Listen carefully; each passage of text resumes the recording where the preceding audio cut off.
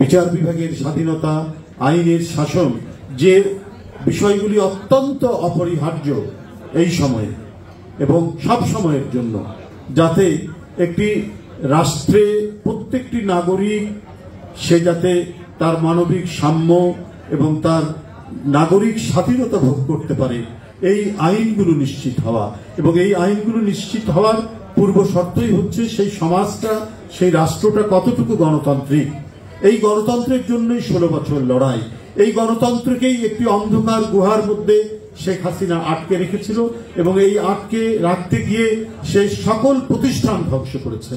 সে সুস্থ নির্বাচন অদৃশ্য করেছে, সে নির্বাচন কমিশন ধ্বংস করেছে, সে ভোট ধ্বংস করেছে, মানুষের কথা বলা ধ্বংস করেছে, মানুষের যে সকল ধরনের যে নাগরিক অধিকার, সেই নাগরিক অধিকারকে সে হরণ করেছে।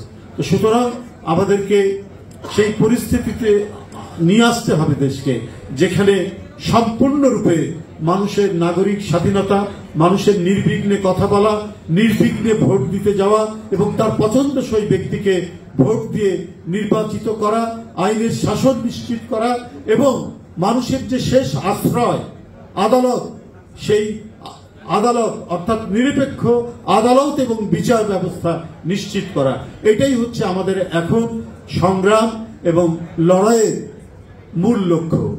এটা যখন নিশ্চিত হবে তখনই আমাদের এই যে এত রক্তদান, আমাদের সন্তানরা, আমাদের ভাইরা এই যে আত্মদান তারা করলো, বিশেষ করে 5ই আগস্টের যে বিপ্লব, এই জুলাই আগস্টের বিপ্লবের যে দুনিয়া কাঁপানো একটি ঘটনা বাংলাদেশে ঘটে গেল, তার মধ্যে এত যে আত্মোৎসর্গ, এত ত্যাগ, এই ত্যাগের মূল্যায়ন হবে আমরা যদি এগুলো নিশ্চিত করতে পারি।